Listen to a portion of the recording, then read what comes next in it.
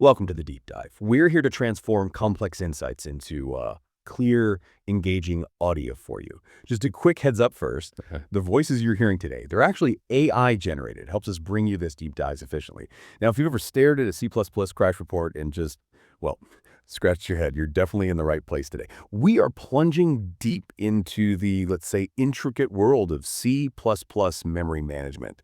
We're pulling out the crucial strategies you need for code that's robust, secure, and actually performs well. Our mission here is pretty straightforward. We want to give you a shortcut, basically, to getting really well informed on this topic. It's just so critical. We're drawing from a pretty comprehensive analysis covering strategy, performance, and maybe most importantly, safety. So expect some, maybe surprising facts, definitely practical insights, stuff that's relevant to making your software solid. Yeah, and what often gets missed, I think, is that C++ hands you this incredible direct control over system resources, memory especially. But, with great power Yeah. comes great responsibility, right? Yeah. Get memory management wrong, and you're inviting these really subtle bugs, the non-deterministic kind, that are just a nightmare to track down. Or worse, data corruption that maybe doesn't show up for weeks. And of course, critical security vulnerabilities. So in this deep dive, we'll first lay out those foundational risks, the classic problems, and then we'll really unpack the architectural choices, the things you can do that either, mitigate these risks or sometimes, unfortunately, make them a whole lot worse. Okay, let's unpack that then. Before we even get to the shiny modern solutions, we Yeah. really need to understand these silent killers you mentioned, those insidious memory bugs that don't just crash your program right away, but sort of slowly poison it from the inside. Right. The most basic one everyone thinks of is the classic new without a mashing delete, a simple leak. But honestly, a far more dangerous one, and one I've personally lost way too much sleep over tracking down. It's the new versus new mismatch, array versus scalar. So you allocate an array, say new to in, but then you free it with just delete. The really critical thing here isn't just that you leak some memory, it's that the program doesn't call the destructors for all the objects in that array, only the first one. So think about it. If those objects manage other resources, file handles, network sockets, locks, whatever those resources just get leaked to, it compounds. And it gets worse. This mismatch can actually catastrophically corrupt the heap's internal bookkeeping. See, array allocations often store some hidden metadata nearby, like the number of elements, sometimes called a magic cookie. As scalar delete, it has no idea about that metadata and might deallocate the wrong amount of memory or overwrite crucial heap structures. This can lead to completely unpredictable crashes later on, or even, yes, security holes. You're not just losing memory, you're fundamentally messing with the memory manager itself. Wow, yeah, that sounds brutal, especially because, like you said, compilers often just can't catch this stuff at compile time, particularly if the new happens in one place and the bad delete happens somewhere else entirely, maybe in a different library even. The C++ standard just calls this undefined behavior UB, right? Which basically means, good luck, developer, it's all on you. Exactly. It really highlights why things like runtime analysis tools are just so vital, doesn't it? Absolutely vital. And look, if new delete mismatches are bad, dangling pointers and use after free errors, arguably worse. They are a primary source of those horrible non-deterministic bugs and really serious security flaws. So a dangling pointer, simply put, it just holds the address of memory that's already been deallocated. It's pointing to garbage, basically. And any attempt to use that pointer to read or write through it, that's a use after free error. And they're surprisingly easy to create. First, just doing delete PTR. That frees the memory, but PTR itself, it still holds the old, now invalid address. It's not automatically set to null PTR or anything. Second big one, returning a pointer or reference to a local variable that lived on the stack. Function returns, stack frame evaporates, boom, dangling pointer. And a third really common one, especially with standard library containers like std.vector, is iterator or reference invalidation. If a vector, say, needs more space and reallocates its internal buffer somewhere else in memory, all your old pointers, references, iterators to its elements are instantly invalidated. They're dangling. Right. And the consequences, as you said, are just completely unpredictable. It's the ultimate maybe bug. Sometimes it seems to work fine, maybe for a while. Sometimes it silently corrupts data in some other part of your program. Other times, bam, instant crash, segmentation fault. You just never know. I swear I once spent 3 days hunting one down that felt like it only happened on Tuesdays. Hey, I know that feeling. Okay, so use after free. It sounds like a nasty bug, sure. Yeah. But you mentioned it can be a serious security vulnerability. Can you walk us through that? How does that jump happen? Oh, absolutely. It's a really classic attack vector, probably second only to stack-based buffer overflows in terms of historical impact. Okay, Imagine you have a class, maybe user profile, and it has a member that's a function pointer, perhaps for logging some activity. Let's call it log activity. Now, somewhere else, maybe there's a global pointer, dangling PDR, that points to this user profile object. And then you have a function, let's say process and delete profile, that calls delete on the profile object, but forgets to set dangling PDR to null PDR. So now dangling PDR is dangling. It points to freed memory. An attacker can leverage this. Step one, they trigger that process and delete profile function somehow. Now the dangling pointer exists. Step two, they perform what's called heap grooming or heap feng shui. Basically, they make a series of other memory allocations carefully designed so that the system reuses that exact same memory block that the user profile used to occupy. Then they fill this reused block with their own malicious data. Crucially, where the low activity function pointer used to be, they write the address of their own shell code, executable code they want to run. Step 3. Later on, some other part of the application innocently tries to call the logger via the dangling pointer, the dangling TR log activity.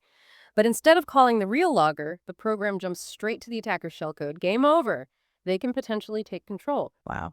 And this is why these classic C++ errors are so fundamentally dangerous. They're not just bugs. They break the basic assumptions about object lifetime, which is exactly what motivated the modern C++ solutions. That's a perfect transition, because before we even get to those modern tools, every C++ developer is constantly making this fundamental choice about where data lives. Let's talk about the bedrock decision, stack versus heap allocation. Right. We're talking about two totally different memory regions with different characteristics. The stack is highly structured. It's LIFO, last in, first out, managed directly by the CPU usually. Its huge advantage is speed, extreme speed. Allocating memory on the stack, often just a single CPU instruction, basically just bumping the stack pointer down. And deallocation is just as fast. It happens automatically, deterministically, when a function returns and its stack frame is popped. No manual cleanup needed for stack variables themselves. The stack also gives you excellent data locality. Variables declared within a function, they tend to be allocated right next to each other in memory, within that function's stack frame. This is huge for performance on modern CPUs because it leads to high cache hit rates. Processors love working on data that's already close by in the cache. Okay, so stack is fast, automatic, good for cache. What about the heap? The heap, or the free store, as it's often called, is, well, it's different. It's a much larger, less organized pool of memory used for dynamic allocation. Its main strength is flexibility. Objects allocated on the heap can live much longer than the scope they were created in. They can be really large, and crucially, their size doesn't need to be known at compile time. You need a dynamically sized array, or an object that needs to be passed around and shared. That's often heap territory. And it's a big but, this flexibility comes at a cost. Several costs, actually. Heap allocation is significantly slower than stack allocation. It typically involves library calls, searching for a suitable free block, updating internal bookkeeping data structures, much more overhead. And critically, the programmer is totally responsible for manual deallocation using delete or delete. Forget to do that. Memory leak. Do it wrong. Heap corruption, like we discussed. Plus, lots of allocations and deallocations can lead to heap fragmentation. The free memory gets broken up into lots of small, non-contiguous pieces, making it hard to find space for larger allocations later on, even if there's technically enough free memory overall. Okay, so definite trade-offs, speed and safety versus flexibility. How do we actually choose then? It's not just about what can go where, but what should, right? For code that's robust and efficient. What are the rules of thumb? Yeah, good rules of thumb are essential. Generally, you should lean towards stack allocation when 1, the object's lifetime is clearly tied to a specific scope, like a function or a block. 2, its size is known at compile time, and it's relatively small. What's small? Depends, but usually think a few kilobytes at most. Stack space is limited. 3, performance is really critical for that object's allocation deallocation. And 4, you want to leverage RAII for automatic cleanup, which works beautifully with stack allocation. You generally need the heap when 1, the object's lifetime is dynamic. It needs to outlive the scope where it was created. 2, the object is very large, or its size is only determined at runtime. Or 3, you need polymorphism, typically involving base class pointers managing derived class objects to avoid object slicing. Right, slicing, where you accidentally chop off the derived part. Exactly. And it's worth noting, many modern C++ abstractions, like smart pointers or standard containers, use the heap internally, but they provide mechanisms to manage it much more safely and easily. The underlying performance costs of the heap allocation itself, though, those often still remain. Okay, so given all these risks with manual management, especially on the heap, C++ obviously had to evolve, and it did, right, through this really powerful idea that fundamentally changed how we approach resource management. Absolutely. And that powerful idea is RAII, resource acquisition, is initialization. It's probably the cornerstone technique of modern C+ programming. The core idea is simple but profound. You bind the lifecycle of a resource memory, file handle, network socket, mutex, whatever, to the lifetime of an object. You acquire the resource in the object's extractor, and you release the resource in the object's destructor. The magic happens because destructors for objects allocated on the stack are guaranteed to be called when that object goes out of scope, automatically, reliably. And RAII's true power really shines when you consider exception handling. If an exception is thrown, the C++ runtime unwinds the stack. As it does this, it meticulously destroys all the stack allocated objects in the scopes it's leaving. Since your RAI object managing the resource is typically on the stack, its destructor is guaranteed to run during the stack unwinding. This ensures the resource gets released properly, even in the face of unexpected errors. It's the foundation of writing exception-safe C++ code. Compare that to raw pointers. If you knew something, then an exception happens before you hit the delete city. But if you wrap that resource in an RAII object, like a smart pointer, its destructor cleans it up during the unwind. No leak. Okay, so that brings us neatly to smart pointers. They're not just convenient syntax. They're really the standard library's main weapon against those silent killers, the leaks and dangling pointers we talked about earlier. They basically encode ownership rules directly into the type system, don't they? Precisely. They express intent. Let's start with std.unikeptr. Unikeptr models strict, exclusive ownership. Only one unikeptr can own a particular object at any given time. That's the rule. And this ownership is enforced mostly at compile time. You cannot copy a unikeptr. If you want to transfer ownership, you have to explicitly use std.move. When you move ownership, the source unikeptr becomes empty, effectively null. This prevents accidental double freeze or having two pointers think they own the same thing. And importantly, for the common cases, it's often called a zero-cost abstraction. It usually has no size or performance overhead compared to using a raw pointer. And the best practice is generally to create them using std.makeUnique, which is safer and often more efficient. Okay, exclusive ownership with unicreator. What about when you need multiple things to share ownership? That's where std.sharedPTR comes in. It models shared or non-exclusive ownership. Multiple shared PTR instances can co-own the same object. The actual resource, the object on the heap, is only destroyed when the very last shared PTR pointing to it is destroyed or reset. How does it work? Reference counting. There's a hidden piece of data called the control block, usually allocated alongside the object. This control block stores the strong reference count, how many shared PTRs currently point to the object. Copy a shared PTR increments the count. Destroying one decrements it. When the count hits 0, the object is deleted.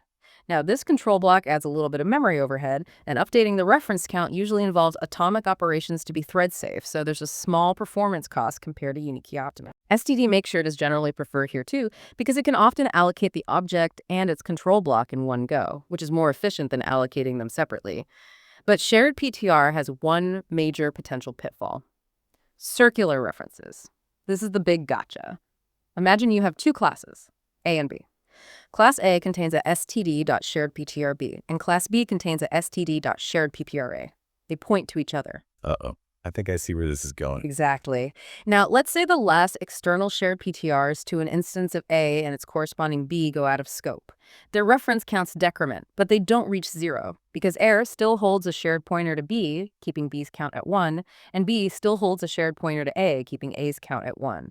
Neither count can ever reach 0. Neither destructor is ever called. You've just created a memory leak, even though you used smart pointers. Wow. Okay, that's a crucial point.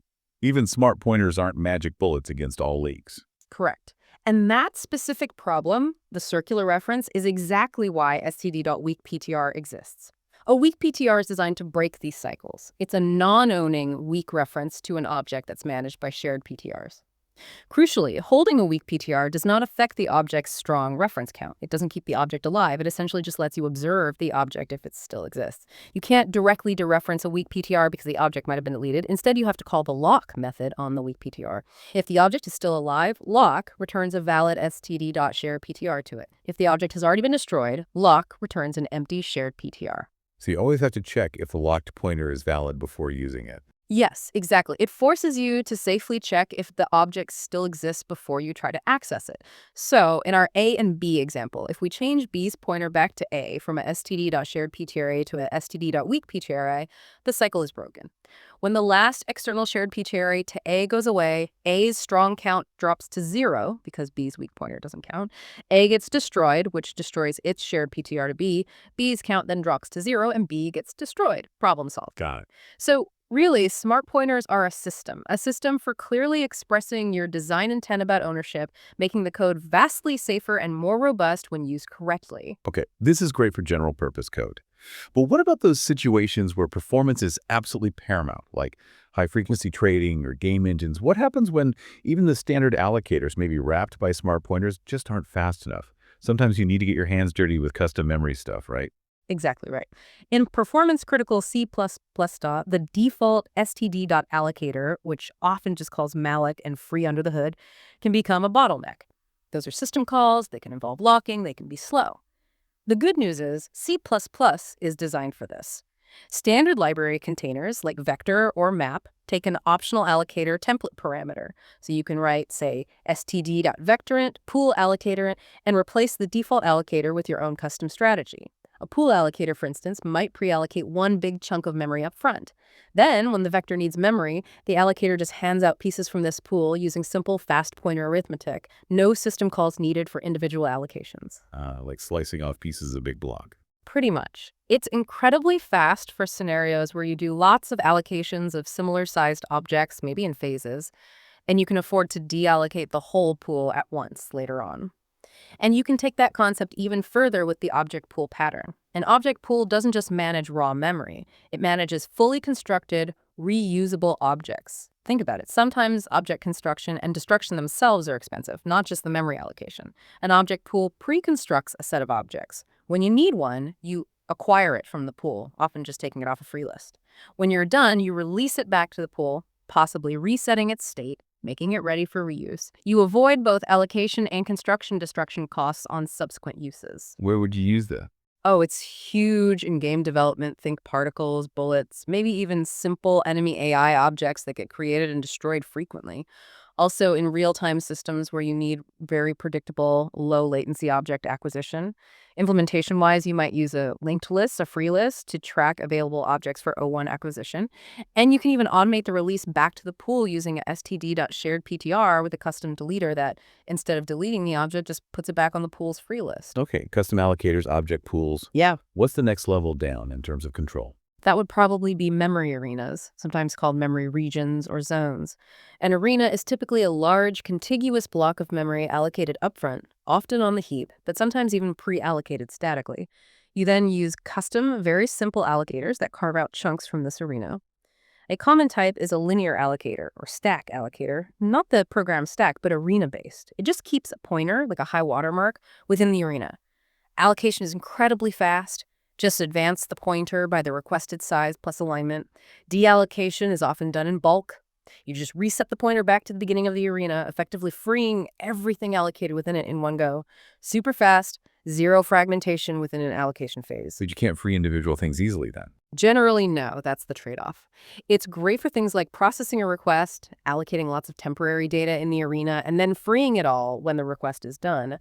And when you're working with arenas or custom memory blocks like this, you often use placement new. Placement new is a special version of the new operator. It lets you construct an object at a specific memory address that you've already obtained somehow, maybe from your arena allocator. The syntax is like new address, T, constructor ergs. It separates the memory allocation step, which you did manually via the arena, from the object construction step, which placement new handles. Okay, that sounds powerful, but also maybe a bit dangerous. It absolutely is. With great power, you know the drill.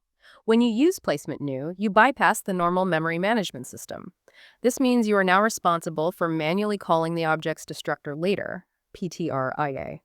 You have to make sure the memory address you provide is correctly aligned for the object type. And exception safety during construction needs careful handling, potentially requiring custom placement delete operators. It's definitely an advanced low-level technique. Right. So even with all these modern tools, smart pointers, allocators, arenas, bugs can still happen. Mistakes get made. How do the pros actually find those really tricky memory errors? And maybe more importantly, how do they try to prevent them from ever getting into the code in the first place? Yeah, detection is crucial. Two major tools dominate here. Valgrind, specifically its memcheck tool, and address sanitizer, usually called ASan. Valgrind memcheck works using dynamic binary instrumentation.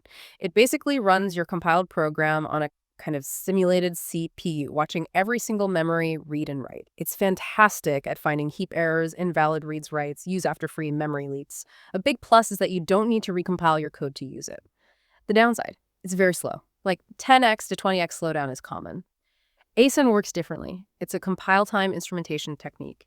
You compile your code with a special flag, like nay for sanitize address. The compiler then adds extra checks around memory operations and manages shadow memory and red zones around allocations to detect invalid accesses very efficiently. ASan is much, much faster than a Valgrind, typically only around a 2x slowdown on average. And a big advantage is that it can also detect stack buffer overflows and global variable overflows, which memcheck often can't. But you have to recompile with the flag. Yes, that's the requirement. The modern consensus generally is to use ASan heavily during development and in continuous integration CI systems because it's fast. Valgrind is still valuable, maybe for checking release builds where you can't recompile, or for tracking down really complex bugs that ASan might miss, or for its detailed leak checking. Okay, so Valgrind and ASan are for finding correctness errors, like accessing invalid memory. But what if my program isn't crashing? It's just using way too much memory.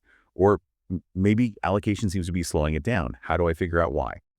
That's a different kind of problem, and it needs a different kind of tool. That's where something like Heaptrack comes in. Heaptrack isn't primarily about finding bugs. It's about understanding your application's memory behavior, its memory footprint over time, its allocation patterns, finding allocation hotspots. The workflow is simple. You run your application under Heaptrack, heaptrack.myapp, which generates a data file. Then you load that file into the Heaptrack G. The GUI gives you amazing visualizations. Timeline graphs show memory usage over time. A steadily increasing line is a great way to spot leaks. Bottom-up views show you which functions allocated the most memory in total. Flame graphs give you a really intuitive visual representation of call stacks and where memory is being allocated within them. It helps you optimize memory usage, not just fix crashes. Makes sense. Tools for correctness, tools for performance and behavior. But this all feels a bit reactive. Finding bugs after they're written. How do we shift to prevention? How can testing help us stop these memory errors before they even merge? That's where strategic unit testing becomes absolutely critical. Your tests shouldn't just check functional correctness. They need to specifically try and provoke potential memory issues in controlled environments. So, design tests that exercise boundary conditions related to memory. Test empty states of containers. Test operations that are likely to trigger reallocations, like adding many elements to a vector to check iterator validity. Comprehensively test copy constructors, copy assignment operators, move constructors, and move assignment operators to ensure resource ownership is handled correctly in all cases. And of course, have tests that specifically verify that destructors clean up all resources properly, especially in complex objects. A more advanced but very powerful technique is simulating allocation failures. Normally, it's hard to reliably make new throw a std.badalloc exception exactly when you want it to during a test. So use dependency injection. Instead of your class calling new directly, maybe it takes an allocator object and its constructor. In your test, you can pass in a special mock allocator that you've configured to throw std.badalog on, say, the third allocation attempt. Then you run the code that triggers the allocation and verify that your class correctly catches the std.badalog, handles the failure gracefully, doesn't crash, leaves itself in a valid state, and crucially doesn't leak any resources it might have acquired before the failed allocation. Testing the error handling paths properly. Exactly. This builds enormous confidence that your code is robust even under low memory conditions, which is vital for critical systems. Okay, looking ahead now. C++ is definitely not standing still. It's a living language, always evolving. What's on the horizon, or maybe recently arrived, in memory management that's going to shape how we write C++ in the coming years? Well, C++17 brought some really powerful library tools that are still gaining traction. A big one is std.pmr.polymorphic allocator and the whole memory resource framework. PMR stands for polymorphic memory resources. The key idea here is runtime flexibility using type erasure. Before PMR, if you wanted std.vector to use a custom allocator, the allocator type was part of the vector's type, vector t myalloc. You couldn't easily switch allocators at runtime for the same vector type. std.pmr.vector_t, which uses std.pmr.polymorphic allocator by default, takes a pointer to a std.pmr.memory_resource object in its constructor. This memory resource is an abstract base class. This means you can have different instances of the exact same type, pmr.vector_t, using completely different memory allocation strategies at runtime. One might use a fast monotonic buffer resource, another might use a thread-safe synchronized pool resource just by passing different resource objects to their constructors. Wow, okay, that sounds incredibly flexible for library design and dynamic systems. It is, but it also requires careful management, especially regarding the lifetime of the memory resource object itself and understanding the somewhat subtle rules for how allocators propagate during copy and move operations. It's powerful, but requires care. C++17 and C++20 also gave us important view abstractions, primarily std.stringView and std.span. These are lightweight, non-owning types. They provide a view or a reference to a contiguous sequence of data that's owned by someone else. std.stringView can look at the data inside std.string, or a C-style string literal, or a character array without making a copy of the data. This is huge for avoiding unnecessary allocations and copies, especially when passing string-like data around, like to parsing functions. std.span generalizes this idea to any contiguous sequence of objects, like the elements in a std.vector or a C-style array. So they're about performance, avoiding copies. What's the catch? The catch is that they are non-owning. This is absolutely critical to understand.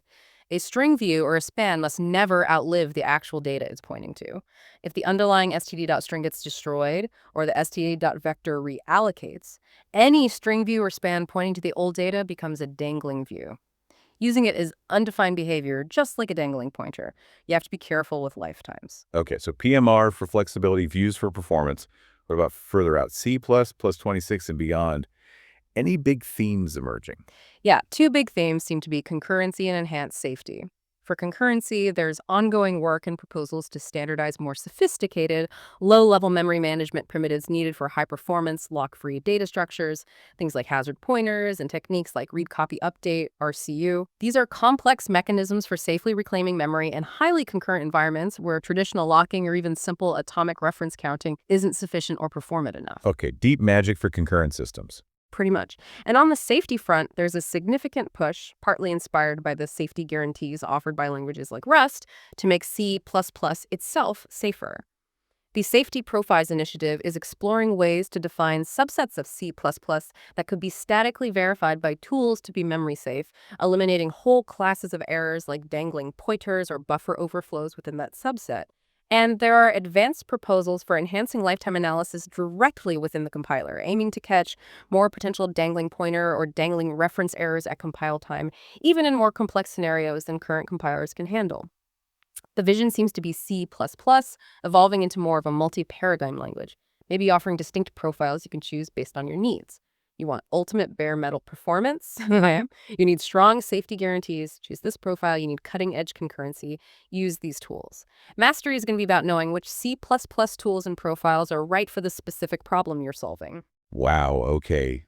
What a deep dive that was. Seriously, from the absolute classic pitfalls, the really dangerous stuff early on, all the way to the cutting edge of memory safety, performance tuning, and what's coming next. We've really covered a huge amount of ground. Yeah, and hopefully understanding these concepts, from the dangers of dangling pointers to the guarantees of RAII and the trade-offs of different allocation strategies, really equips you, the listener, to write code that isn't just functional, but is truly robust, secure, and performs well.